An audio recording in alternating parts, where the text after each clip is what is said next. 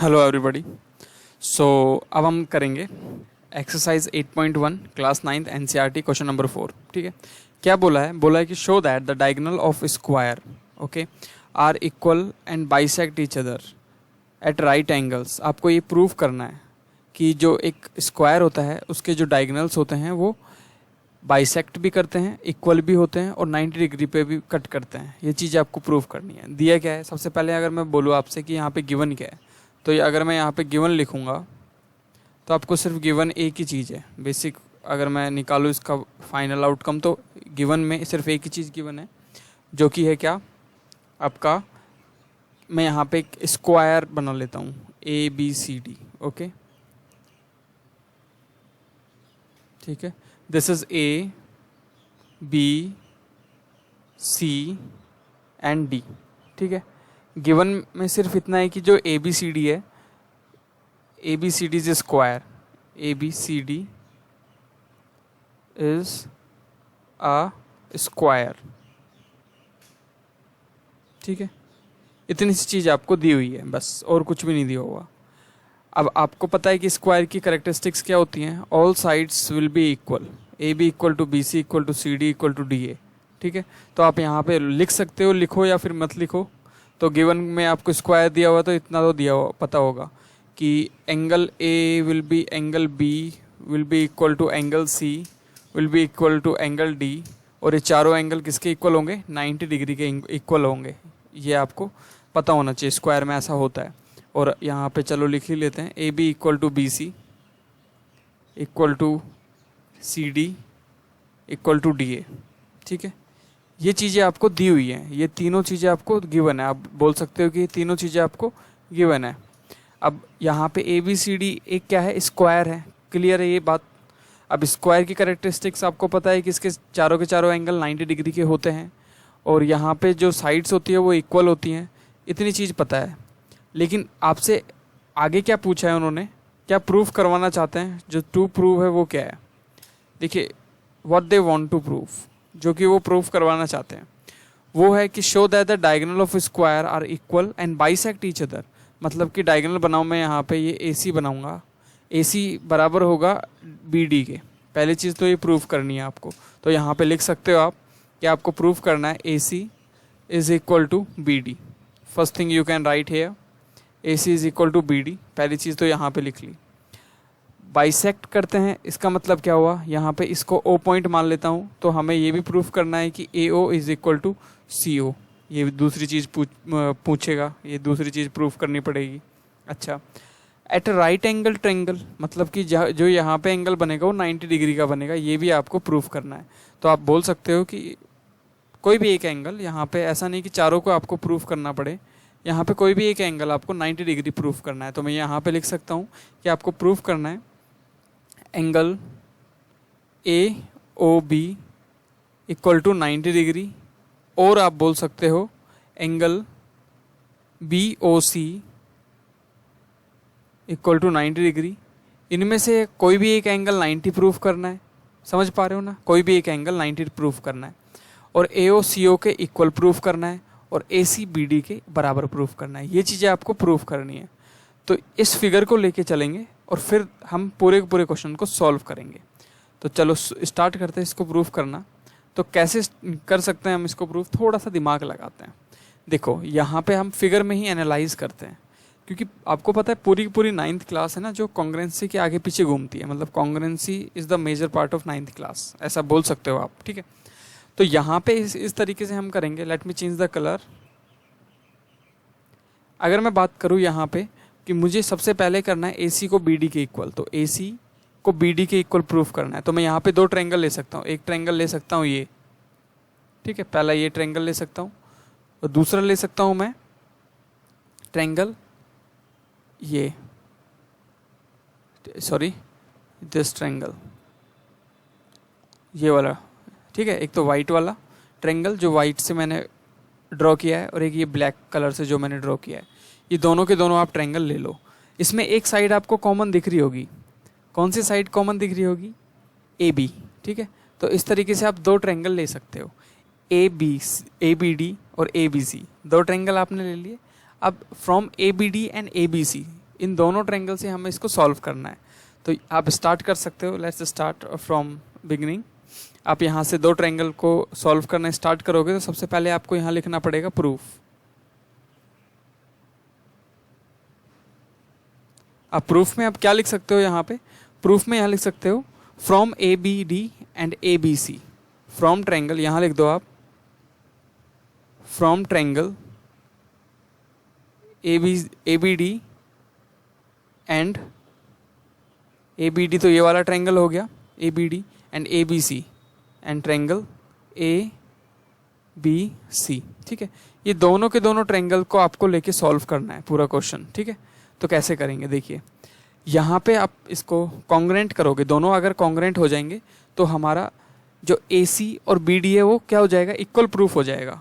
अब कैसे होगा आपको पता है, स्क्वायर में ये दोनों, तो देखो ये साइड इक्वल टू ये साइड, पहली चीज़ ये कॉमन हो गया, दूसरी चीज़, तीसरी चीज़ ये जो एंगल होगा वो 90 डिग्री होगा, सिमिलरली ये वाला जो एंगल होगा वो भी 90 डिग्री होगा, because I already right here.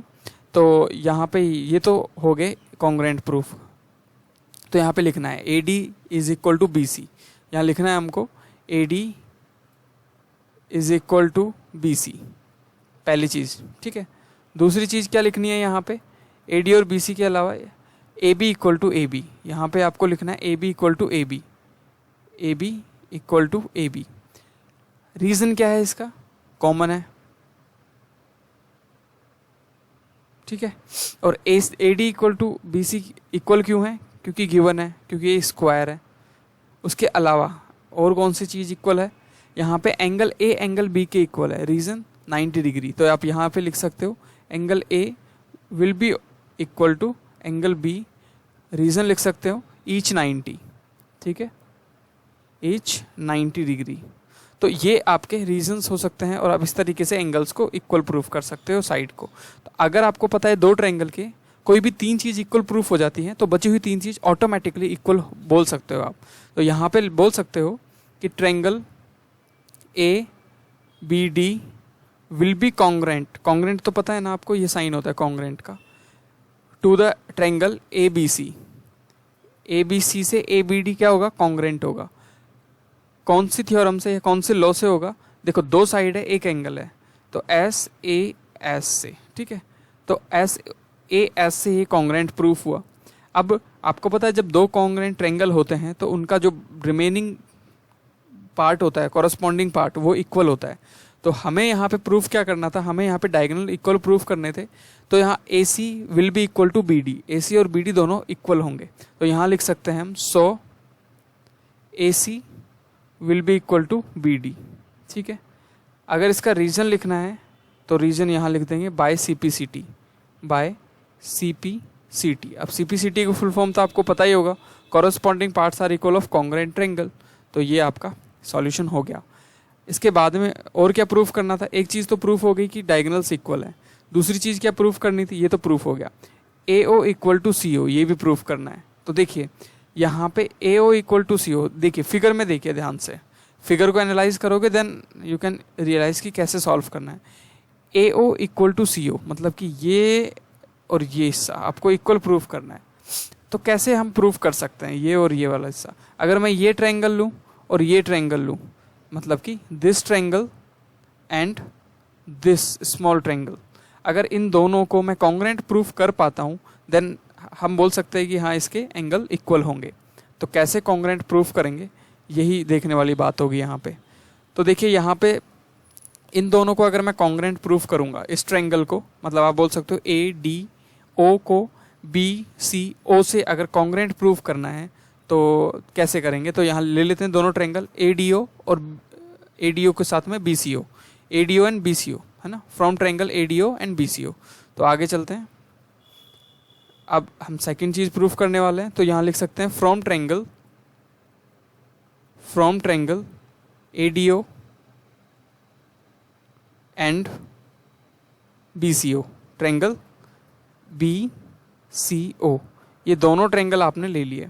अब इन दोनों ट्रायंगल को क्या करना है, कॉन्ग्रेंट प्रूफ करना है। तो यहाँ पे वापस मैं फिगर में जाता हूँ।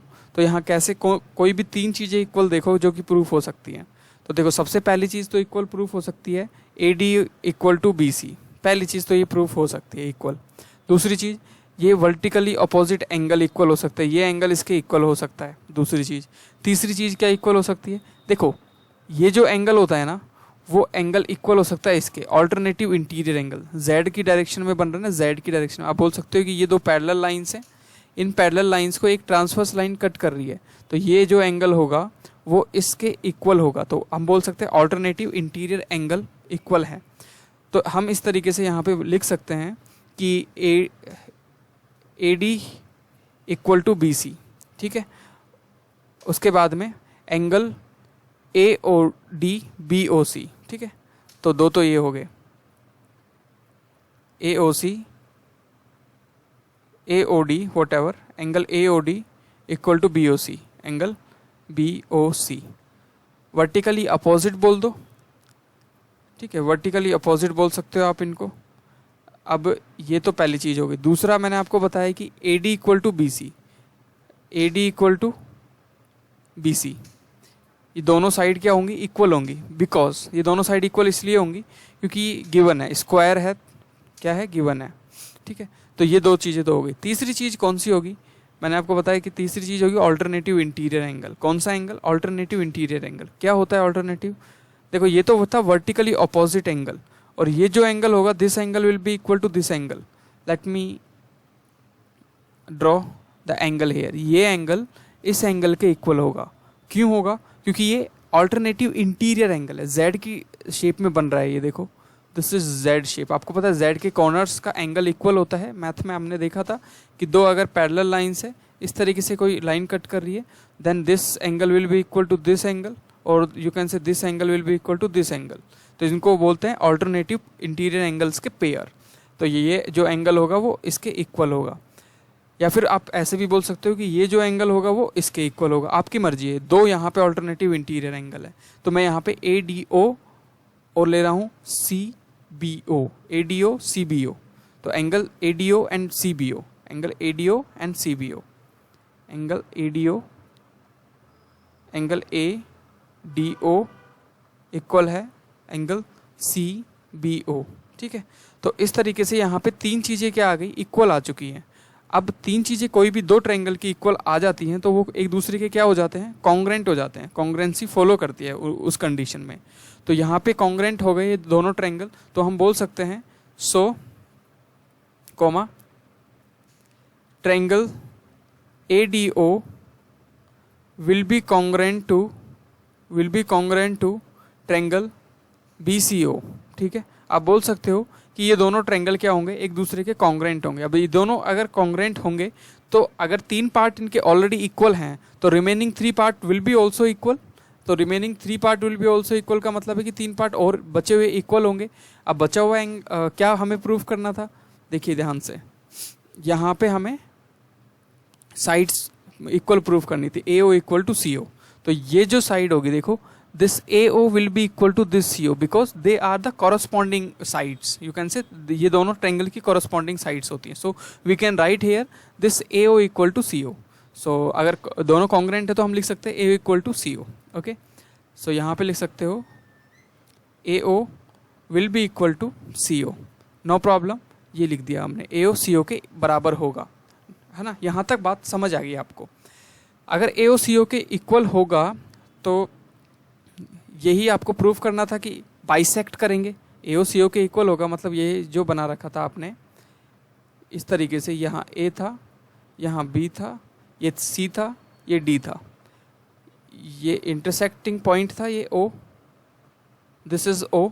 आपको पता था कि ये जो था वो नीचे वाले के इक्वल है, मतलब दिस इक्वल टू दिस, ये हमने प्रूफ किया है अभी अभी। तो हमने लिख भी दिया है कि AO equal to CO, no problem.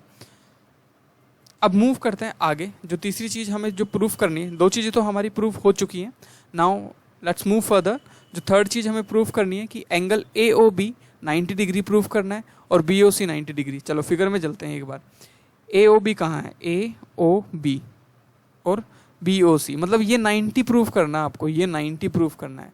जो ये यहाँ पे एंगल बन रहे हैं ना, जो सेंटर पे O पे जो एंगल बन रहा है इंटरसेक्टिंग पॉइंट पे, वो 90 प्रूफ करना है। इसका मतलब क्या है कि ये जो पार्ट होगा this angle is 90, this angle is 90, this angle is 90, इस तरीके से आपको प्रूव करना है। तो अभी मैंने एक चीज़ बताया कि ये वाला जो ट्रायंगल है वो इसके कॉन्ग्रेंट है, ठीक है। अगर मैं इस वाले ट्रायंगल को इस वाले ट्रायंगल से कॉन्ग्रेंट प्रूव कर देता हूँ, मतलब कि this triangle is congruent to this triangle, अगर मैं जस्ट एडजेसेंट ट्रायंगल्स को कॉन्ग्रेंट प्रूव कर देता हूँ, तो ये जो लाइन पे बनने वाला पूरा एंगल क्या होगा 180, और ये वाला इसके इक्वल होगा, तो हाफ हाफ हो जाएगा, तो 90 एंड 90। इस तरीके से आप इसको प्रूव कर सकते हो या लिख सकते हो। सो हम करते हैं इसको। चलो एक बार मैं डिटेल में समझा देता हूँ दोबारा अगर आपको समझ नहीं आया। फॉर एग्जांपल ये एक स्क्वायर है, ठीक है। ये आपका ए है, ये बी है, ये सी है, ये डी है, ठीक है।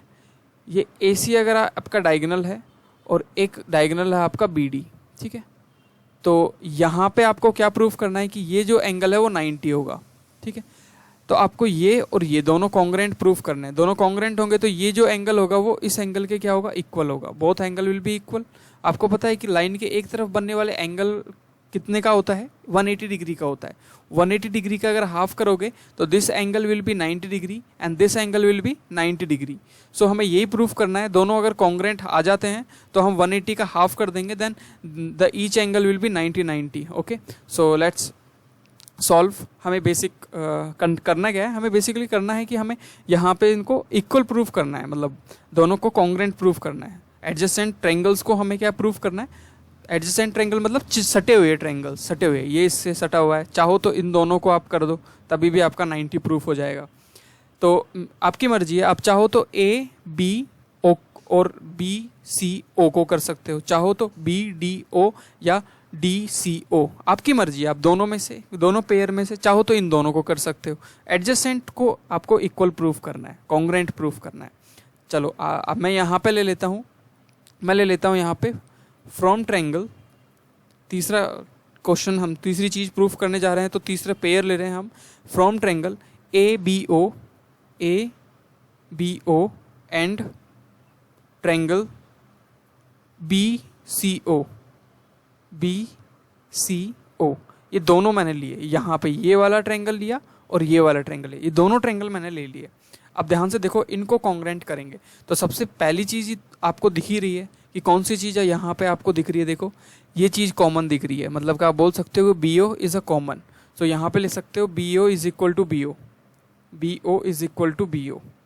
रीज़न क्या लिख सकते हो आप, रीज़न लिख सकते हो कॉमन, दोनों के दोनों कॉमन है, ठीक है। दूसरी चीज़ आप यहाँ पे लिख सकते हो कि ये इसके इक्वल होगा, बिकॉज गिवन है स्क्वायर है, तो A B equal to B C, A B is equal to B C. Reason क्या लिखोगे ए बी और बी सी का, ये आपका गिवन है या बोल दो स्क्वायर की वजह से, ठीक है। उसके अलावा नेक्स्ट जो चीज़ आपको यहाँ पे करना है वो क्या होगा, अभी हमने प्रूफ किया ए ओ इक्वल टू सी ओ, अभी प्रूफ किया ना, एज प्रीवियस प्रूफ। हमने यहाँ पे लिख सकते हैं कि ए ओ सी ओ के इक्वल होगा, तो यहाँ पे लिख सकते हो A O will be equal to C O, है ना, एज प्रूफ या फिर अबव प्रूफ, जो भी एज अबव प्रूफ, ठीक है। हमने ऊपर प्रूफ किया, तो ये तीन साइड्स इक्वल आ गई दो ट्रायंगल की, तो remaining parts will be also equal because both triangle will B now the congruent with each other. तो यहाँ पे ये दोनों के दोनों क्या होंगे, कॉन्ग्रेंट होंगे बॉस। अब कॉन्ग्रेंट होंगे तो remaining part will be equal. So हम बोल सकते हैं कि this angle which is A O B and C O B will be equal. तो यहाँ लिख सकते हैं ट्रायंगल ए ओ, एक minute, A B O will be congruent to triangle B C ओ।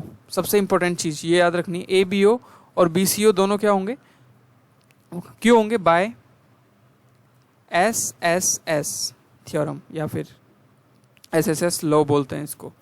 अब यहाँ पे आप बोल सकते हो कि दोनों के दोनों अगर कॉन्ग्रेंट हैं तो remaining parts will be also equal, या by C P C T the corresponding parts of the congruent triangle will be equal.